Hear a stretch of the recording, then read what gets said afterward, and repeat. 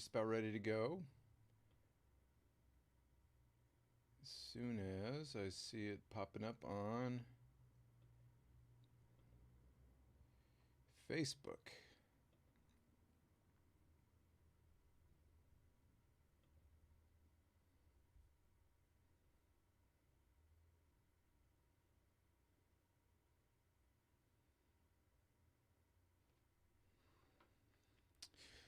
All right, I think I got everything set up. Welcome. This is the live critique broadcast. I do it every Thursday at 11 a.m. Los Angeles time, and most often, what I like to do here is do a critique of one of your one of your artworks, one of something that you are working on. You being anybody out there that is interested. If you'd like feedback on your artwork, I know this is a time when we are especially isolated, and it's really helpful often just to get an opinion, right? To get some eyes looking at your artwork and give you feedback on what's working, what's not working, and that's what I would like this to be. And also, selfishly, I just like seeing artwork. I love talking about artwork and talking about what's working, what's not working, and why. So that's what I intend to do here. Today, what I wanted to do is something a little bit different. I wanted to talk about how you might be able to use an iPad to analyze your own artwork. So the iPad is good in a lot of ways for actual rendering, for drawing or painting. It's good for documentation. You can take pictures of your work and add them to a website and stuff like that. But perhaps an underappreciated possibility or way to use this tool is just to analyze, just to kind of get different kinds of perspectives on your work. So it can be a good way just to mix things up and help you to get over an impasse. If you're having a hard time, something's not working, you don't quite know why. Sometimes just seeing your work in a different light, from a different perspective, can loosen up your thoughts and help you overcome that obstacle. So I wanted to show you. This is kind of an experiment. I wanted to see if it was helpful to anybody out there, but also if I'm able to communicate this in a way that is not too complicated and again is useful to you somehow. So there are a lot of applications on the iPad that you can buy for fairly inexpensive, and I should have looked this up before I started, but most of the applications out there for rendering are $10, $15 or less, right? They're not very expensive, so pretty accessible. A lot of them take advantage of the app using a stylus, the Apple Pencil, but most of them you can do a really credible job and do a lot of really cool things without having access to an Apple Pencil. So if you have an older iPad or an iPad that isn't compatible with Apple Pencil, I think it's still worth picking up one of these apps and just giving it a try. Both to generate ideas and to render, and also for what I'm about to show you to analyze. A lot of the applications have overlap. They share a lot of functionality, but there are definitely some applications that are more useful and more full-featured than others, and I'm going to talk about a couple of those in just a second. And as soon as I turn on Do Not Disturb.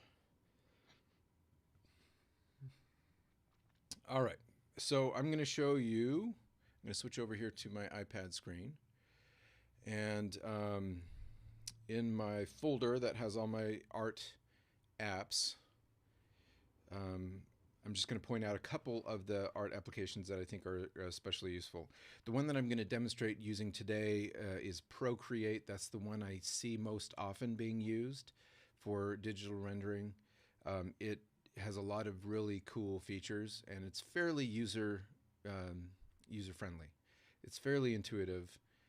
That being said, if you've never used a rendering app, a drawing or painting, digital drawing or painting app, there is a learning curve, and that's kind of one of the challenges that I want to face today is encouraging you to try this out, even if it feels daunting. because it really, once you get a couple things down, it really isn't as daunting as I think you might fear. So Procreate, that is probably the application that I would go to first and recommend most highly. I just think it's most versatile and most has the most tools that I find useful.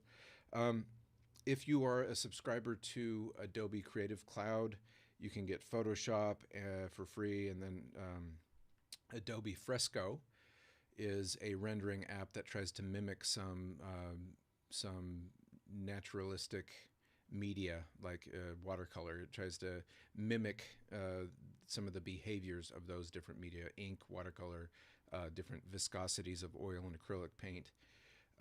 So it's kind of fun to play around with some of those tools, and they give you different options and different results, that you might not be able to find in some of these other apps. Adobe obviously has a lot more money to throw at these things, so some of their tools are remarkable and more sophisticated than you get in some of the smaller apps, or lesser known apps. So Adobe Fresco, Photoshop, those are also good options. And then the other one that I wanted to mention here is Paper. So all of these, they're great. RStudio Pro and Affinity Designer are fantastic. Vectorinator is good for vectors. They all have their features that are nice. The thing that I like about Paper, and I want to mention here, is just how easy it is to use. It's a great little note. It mimics notebooks. It's got some really powerful and simple tools to use. So if you want just kind of an entry drawing app, Paper is a good way to go.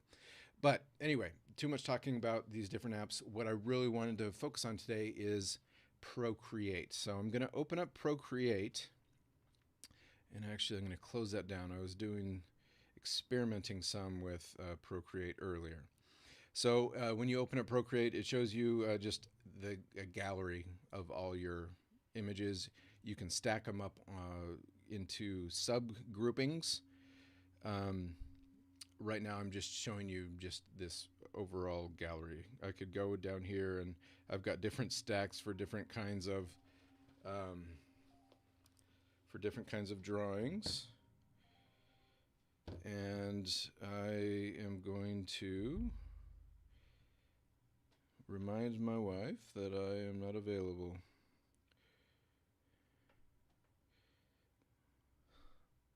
So, all right. So it can be useful to kind of stack these up in groupings, but I'm not going to talk about that here. What we're most interested here actually is are these options up in the upper right-hand corner where it says Select Import Photo. You can add a photograph from your camera roll, which is probably what is most familiar. You can hit plus if you want to add a blank document, if you wanted to start a new drawing or new painting. You can choose from different resolutions, different sizes of files, or different dimensions. But what I wanted to show you here, let me see. I'm trying to keep this fairly simple. What I wanted to show you here is, whoops, down here at the bottom. And it can be kind of tricky because this activates the scroll. But down here at the bottom, there's this little bar, and when it turns white, this is getting complicated, but hopefully you can see this. When that little bar turns white, you can pull up the dock with different apps, and in the dock I have Safari. Safari is a browser, right? And what I can do is tap and drag on Safari. Woo. If I tap, hold, and then drag. Over to the right, I can have Safari open at the same time, have Procreate open. And then one of the nice things is I can just click or tap on this image that I found in Google search. It's somebody else's painting. And I can drag and drop it into my gallery, and it imports it, right there into my gallery. So that kind of saves a lot of steps. But I'm going to actually back off from that particular demonstration because I don't want it to get too complicated here. All right. I am getting that my volume seems a bit too low. So I'm going to put my microphone a little bit closer to me, and hopefully that's better. Phyllis, let me know if my volume got better. Okay, so I'm going to back off from that little thing because I feel like it's getting a little too complicated, and that's not really what I wanted to demonstrate here today. But there are lots of little tricks like that that make it really easy to work with. So let's just imagine that you went and you took a picture of your painting. I'm going to use this bear that I found from a Google image search for today's demonstration. So you imported the photo from your camera roll by hitting the photo. It would bring up your camera roll. These are all my kids. And then you could add it that way. So that's probably the easiest way to bring in an image into Procreate. Okay, so now I've got my image in Procreate, and I tap on it to open it. And here is my painting. I can pinch to zoom, so I can zoom in or zoom out. I'm going to zoom out a little bit, make it a little bit smaller, and pull it off to the left-hand side because I'm going to use the Layers palette over here. The Layers palette is these two squares that are overlapping in the upper right-hand corner next to the color swatch. So that is something that is going to become very important in this demonstration, the Layers palette. Okay, so now I have my image open in Procreate, and I've zoomed out by pinching and, pinching two fingers together to zoom out, and I've positioned it off to the left side a little bit so it is clear of the Layers palette, which is these two overlapping squares on the upper right-hand side.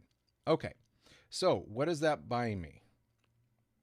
Well, the first thing that I'm going to, first concept, and perhaps the most complicated concept that people get tripped up on is the idea of layers.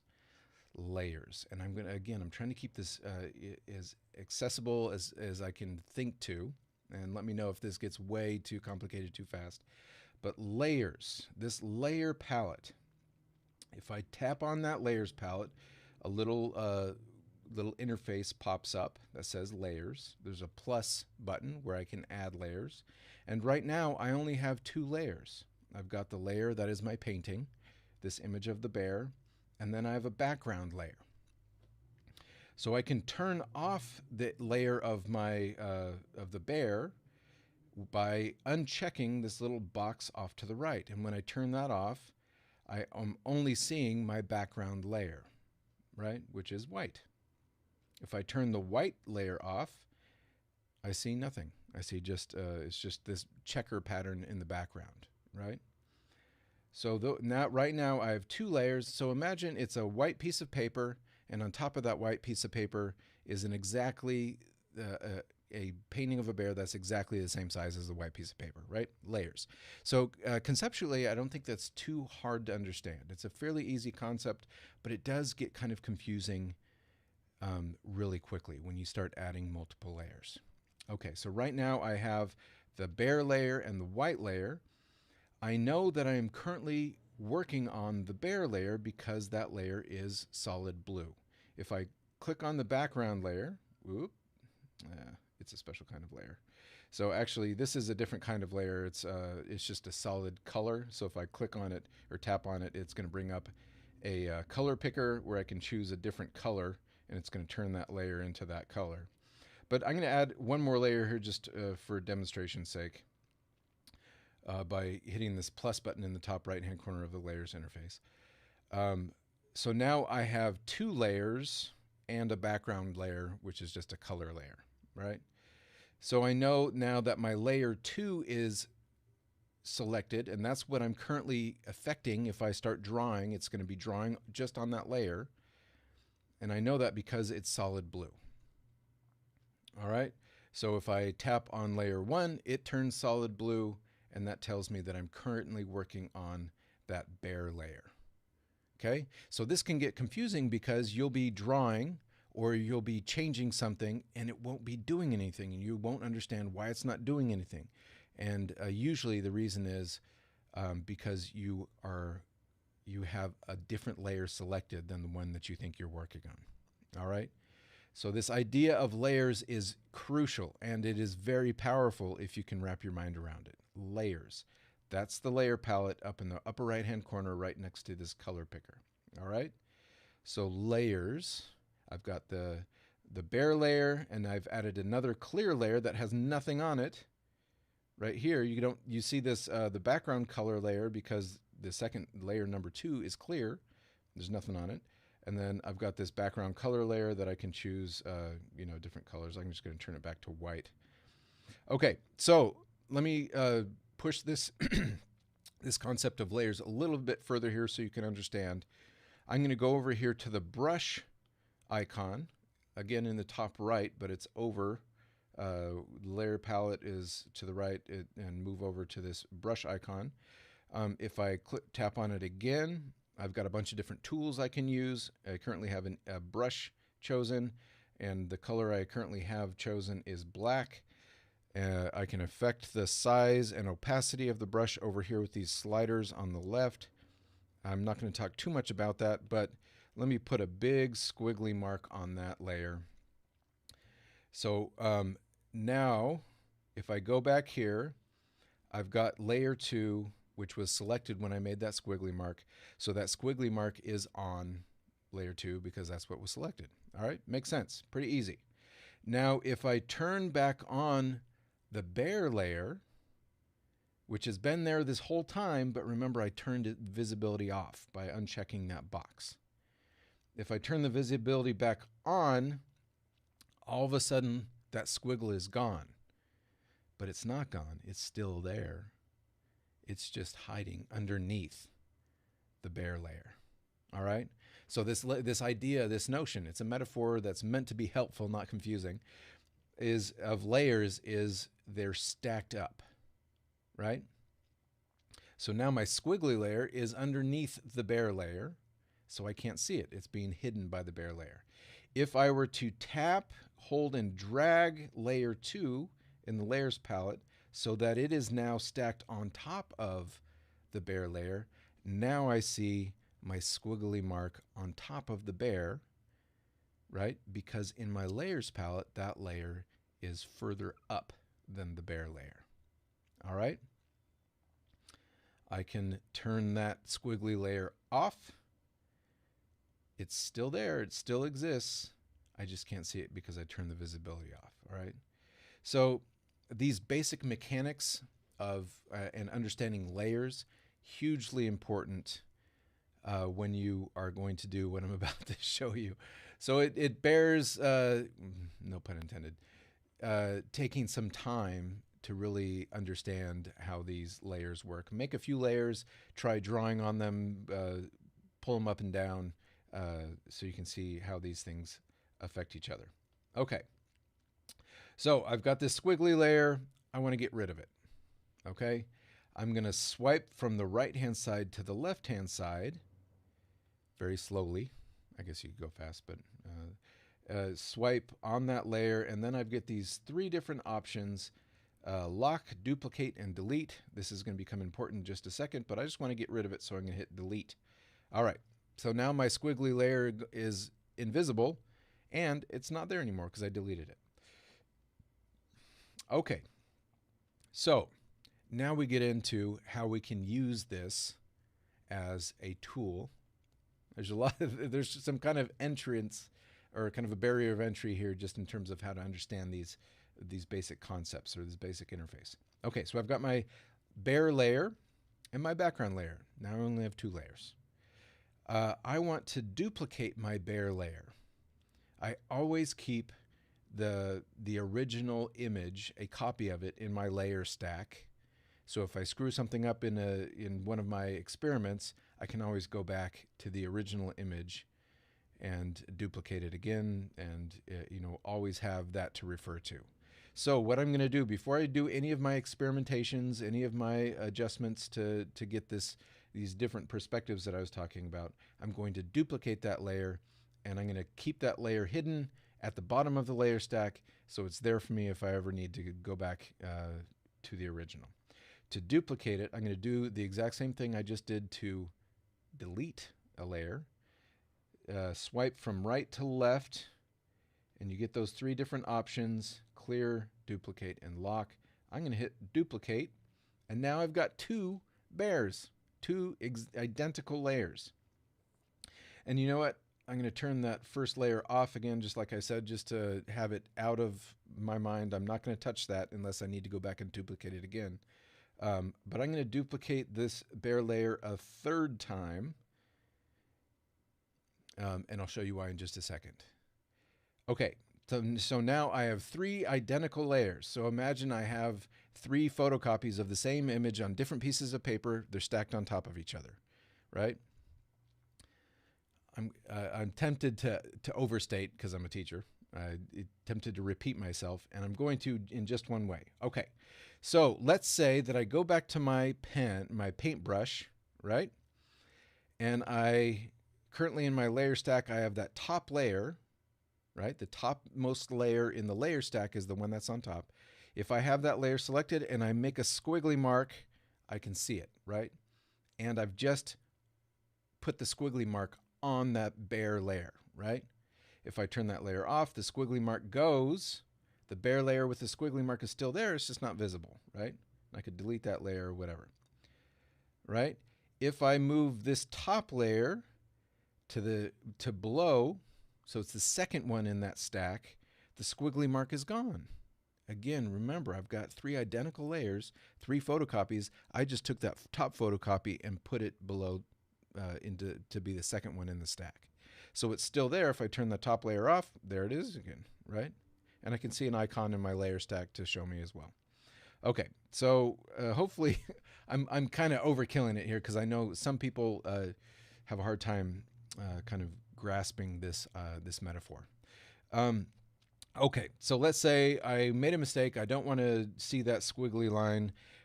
There is a little button in the bottom left-hand corner. I've got my two sliders where I adjust the size and opacity of the brush. There's a little curved arrow that curves to the left-hand side. If I click on that, it's going to put the layer back to the second layer. If I click it again, it goes back. Click it again. So it is just going, it's undoing. This is Command Z. This is going back through my actions and undoing all the different actions. So I'm going to keep on going back until I'm back to having three identical layers, and the squiggle is gone. Okay. So now I have three identical bare layers. The first tool that I want to show you, I've got my top layer, that's the one that's visible, selected. So I know that's the one that I'm going to be affecting with whatever I do. I'm going to close the layers palette by clicking on the little layers palette icon, or I could just click out or tap. I say click, but I'm tapping. Okay, and I'm going to show you the first tool that I would highly recommend you be aware of and that I think is extremely useful. Okay, so I chose this bare image on purpose because it's really saturated. It's got a lot of stuff going on with color, right? To the point where it's kind of distracting and I can't really tell what's going on with value. It's kind of, it can be hard to differentiate between saturation or pure color and value. Sometimes saturated colors appear to be lighter in value than they actually are. So it can be helpful to get rid of the saturation and so we can just see what's happening on the level of value, okay? So what I can do is with that top layer selected, I'm gonna go into this palette in the left-hand side of the screen. Up top left, it looks like a little magic wand with little sparklies around it. I'm gonna tap on that and I'm gonna go down to the first option, Hue, Saturation, Brightness. And I'm going to tap on Layer, so I affect the whole layer. And then you're going to notice these three sliders pop up at the bottom. There's Hue, Saturation, and Brightness. I'm going to use the Saturation slider to get rid of all the color, to turn that whole image into just light and dark, into value. I get rid of saturation, get rid of chroma, no color there at all. All right? So now this is extremely helpful because I get rid of all of that color, which is really loud and confusing, and I'm not sure if I've got my highlight and shadow relationships right. And now I can just see it in terms of light and dark. And you know what? And to get out of that, I can go tap on the layer palette or the brush palette or whatever. Okay, so now I've got that top layer, which is in black and white, and the layer right below it, which is, if I turn that top layer off, the layer right underneath it is still full color. All right, so what I'm noticing is that when that color is off, I really notice this dark blue area. Whoops, I was going to tell me that I'm trying to draw on a hidden layer, right? Because I turned that top layer off and I selected, and now I'm trying to draw on it. So it's not, it's saying you're trying to draw on a hidden layer. So it prompts you to either turn it back on or cancel and choose a layer that's on. Okay, so again, what I notice when I've got this image turned to just black and white to value is this spot right there. That big dark spot on the left side cheek is really contrasty, right? It pops out perhaps much more than I would like it to. Here it looks dark, but it doesn't look so dark. It looks kind of like the same darkness as this shadow down here at the bottom, this shadow, right? It looks like it kind of makes sense. But now that I've seen it in black and white, I can see that is kind of distracting, right? When the color's gone, it really kind of stands out and feels too contrasty. So in this case, that is definitely something that, especially if I've been painting on this for hours, and I've seen these colors, these saturated colors the whole time, and my eye is just kind of overloaded, right? It's just tired from seeing this, and it's hard to see just the value relationships, but I can tell something isn't quite right, or my eye is just kind of getting caught up on something. This is such a good tool to be able to go in and just turn the color off and see how things are functioning on the value level. So this would tell me that I need to go in and maybe just mix a lighter, slightly lighter, not a whole lot lighter, but a slightly lighter blue, so I don't have a big dark spot on the left side, his right, our left side cheek, right? Okay, so that is one excellent tool to be aware of in Procreate, just taking your image and taking it to black and white, right? The next thing I want to show you here is in the layers, on where it says layer, to the right of that, actually maybe a better way of saying this, I'm sorry, I'm trying to keep this easy. On the right hand side of the layers palette where it has that visibility check mark, it says N. If I tap on N, it's going to bring up a bunch of options. Those are called blend modes. I'm not going to talk too much about them right now, but what I do want to draw your attention to is in those options, it has an opacity slider. So I can slide that opacity from max opacity to 0% opacity. So now that top black and white layer is just turned transparent, right? It's like I cast a spell and it slowly disappears. So the reason that is helpful is I can slide back and forth between that black and white layer being fully opaque, and then I can see as I start introducing that color, I can kind of see how my perception of it changes, right? And how it reads differently as I add more and more color, right? Okay, so not only can I just turn it on and off so it's either completely visible or totally invisible, completely visible or completely invisible, but I can adjust the opacity so I can see it kind of incrementally. Sometimes that helps you see what the problem is, right?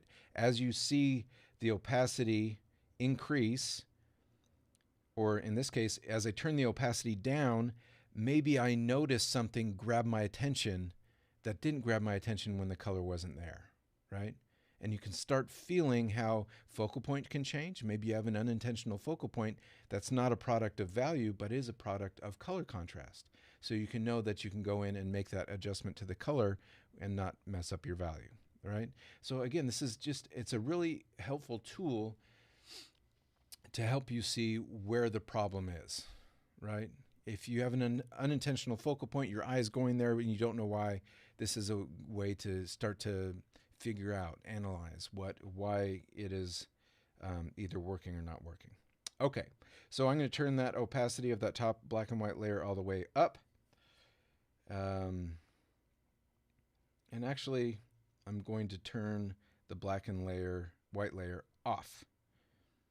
The next thing that I'm going to do to show you is how you can use this to experiment with different colors. So if you have one part of your image that isn't working, but you don't want to go in and paint over the area because you've painted it over 5, 6, 7 times and nothing looks right, this is a way that you can very easily experiment with different colors. I'm trying to make this as clear as possible. So again, I apologize if I'm kind of fumbling. So there are so many different ways of accomplishing these same things. So you could find your own technique. Perhaps that's easier than what I'm showing you with a little bit of experimentation. But I think what I'm about to show you is fairly comprehensible or comprehensible. So I'm going to actually just get rid of that top black and white layer. Same way, swipe from right hand to left on that layer, hit delete. I'm going to duplicate the second layer, which is the original image. Again, I never want to touch that bottom copy. That is, I just keep that in case there's a disaster and I have to go back to the original, which happens more often than you might think. Okay, so what am I going to do now? I need to understand this concept of layers, okay? Need to understand the concept of layers for this next part. So what I'm going to do is I'm on the top layer, the topmost layer right now. I'm going to go to the eraser tool, which is this tool that's right next to the layers palette. I'm going to choose a size of eraser. Let's tap on the eraser again. I'm going to choose a airbrush with soft edges to just so my eraser doesn't leave a hard edge. It kind of blends with the other layer. Okay, so what I'm going to do, I've got my eraser selected, but I'm going to go back to my layers palette. I'm going to turn off the second layer in the stack. So the only layers that are on right now are the background white layer and the top layer. And this will make sense why this is the case in just a second. I've got, go back to my eraser. I've got this brush chosen. I'm just going to scribble on this a little bit so I can see how big my brush is. And you'll notice that I've erased the image so that right now what I'm seeing behind that is that white background layer. Okay, so I'm going to undo that by hitting this little curved arrow in the bottom left of that left-hand side of the screen to undo that erasure. And what I'm going to do is I'm going to erase the part of the image that's bothering me. Okay? The part that's just not working, I want to experiment with different colors without having to go in and paint a new layer over and over again. Okay, so the part that's kind of bothering me right now is this orange spot right there and this orange spot right there. It's the same, basically the same color as I have over here on the right-hand side, but over here on the left, it's just creating all this contrast with these blues on the shadow side of the face. I'm not sure if that's what's grabbing my attention in the wrong way. It's kind of nice. It's got that high color contrast and really saturated color. It creates a lot of pop, but it's not working. Like, it just doesn't feel quite right. So I'm going to erase those two spots.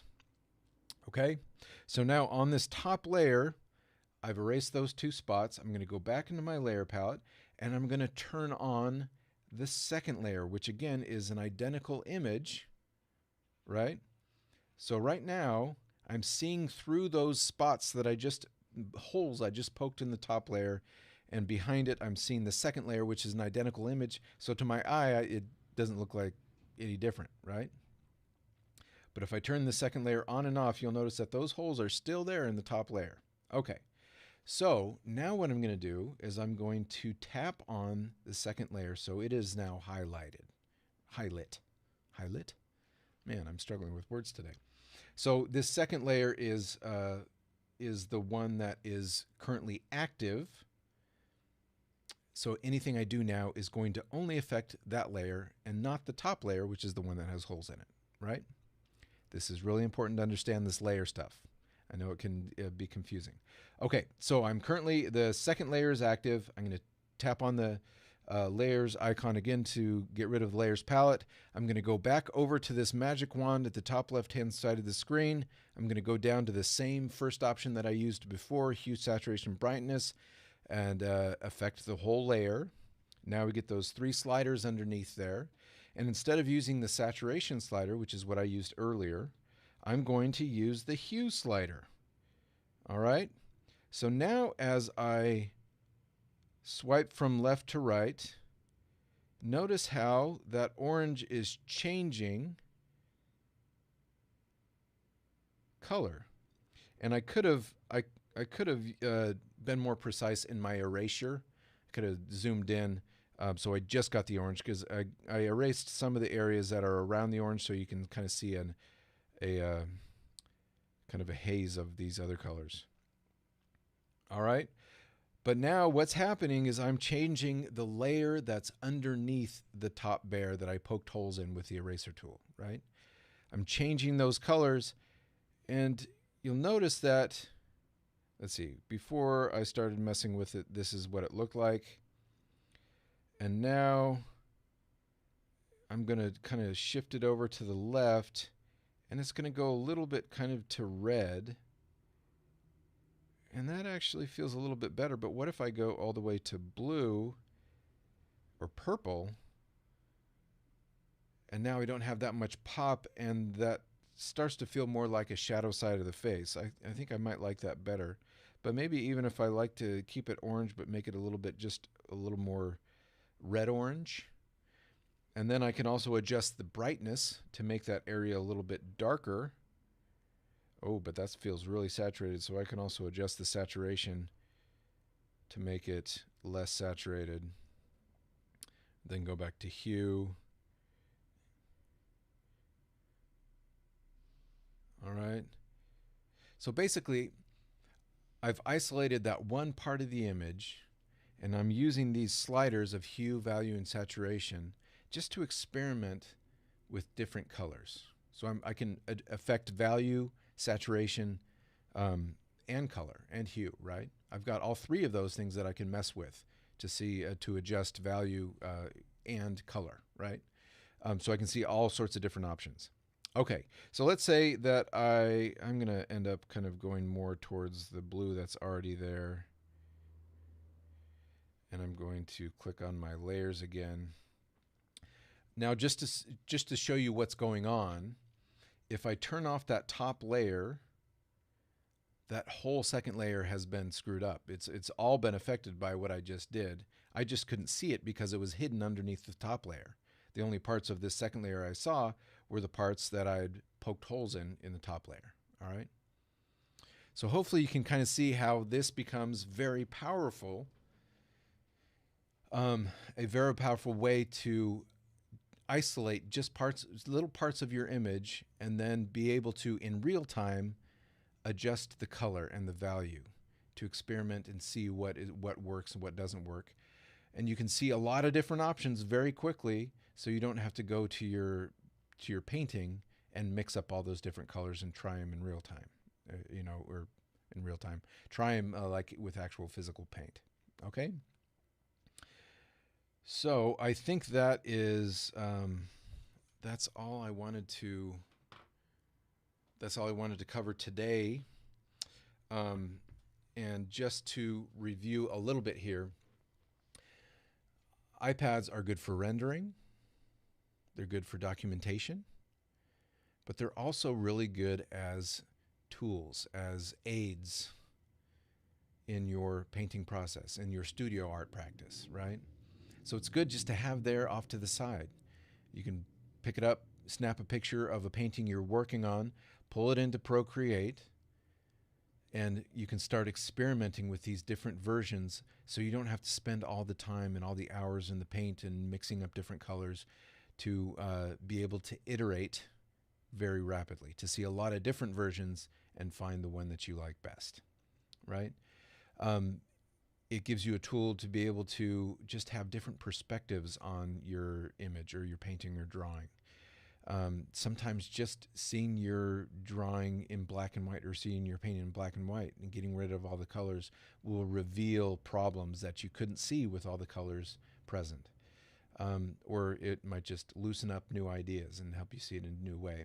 Another thing that can be very beneficial that I know a lot of digital artists do a lot is flipping your image horizontally. Sometimes doing that will show you how your drawing is kind of biased to one side or the other, and how it is kind of wonky, and it was hard to see when it was, the way that you actually started drawing it in. So flipping it horizontally can be an excellent tool. And there's a myriad, there's countless other ways that these digital applications on the iPad could be extremely useful to you as a studio artist, not as a digital artist. Okay, so hopefully that was helpful to you, gives you some ideas of how you might use these things. Again, the application I was using was Procreate. Nothing I did today would require an Apple Pencil. If you have an older iPad, it's still worth your time, even for just the turning things into black and white. And they're fairly accessible. I can't remember. I have no idea. When I bought it, Procreate was like, I think it was only like $10 or $15. It might be up from there now. I'm not sure, but it's worth it. It's a very powerful app and one of the ones that is easiest to use and has the most features. So I would definitely recommend that as a first place to start. So that was my first live broadcast here, introducing some of these tools. I thought it made sense in this context because it's one of the tools I use to understand and critique, basically, to analyze my own artwork, to see what's working and what's not working, and is very instructive and useful in that regard. And that's kind of what this broadcast is all about, is just giving you a different perspective on the artwork that you're making and helping you get past roadblocks or helping you understand what is perhaps successful and why. So with that, I will end. And if you are interested in being part of this broadcast, if you're interested in having me critique your work, I would love to see what you're working on. I'd love to talk about it here. You can email me at Dabbleon, that's DABBLEON, @gmail.com. Send me images and then a short description if there's something if you want me to talk about specifically, or no description, you can just send the images and I'll find something to say about it. Preferably work that you either recently finished or are currently working on. I think with that, I'll see you all next week. Let me know if you enjoyed this demonstration of using Procreate.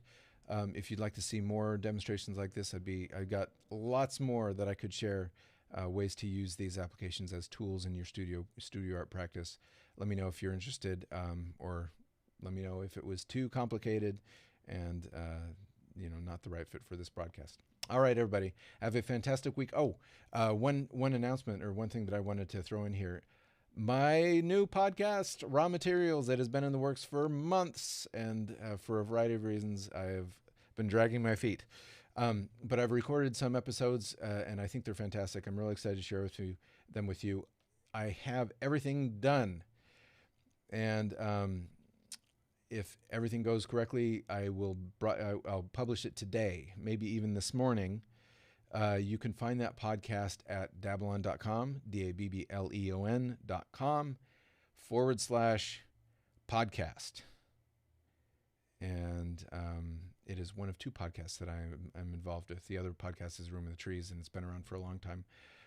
But this podcast is called Raw Materials, and it's all about the how and why of art materials.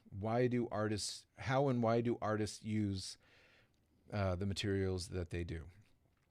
I think you really enjoy it. I certainly enjoy the conversations and the artists that I've interviewed so far. So check it out, and you should also later on today, hopefully, definitely within the next day or two, you should be able to subscribe on iTunes. I'm going to be publishing it there.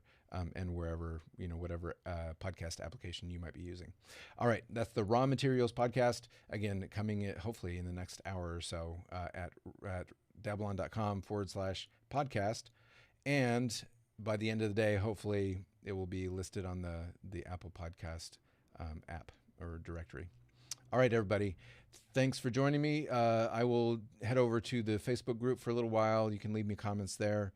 And I hope you're all doing well, and get out there, make some stuff, make some artwork. Let me see what you're up to. I'd love to just keep tabs on where everybody's at. I'd love to see and be inspired by what you're working on. Okay, have a fantastic week. We'll talk to you next time. Bye-bye. Adios.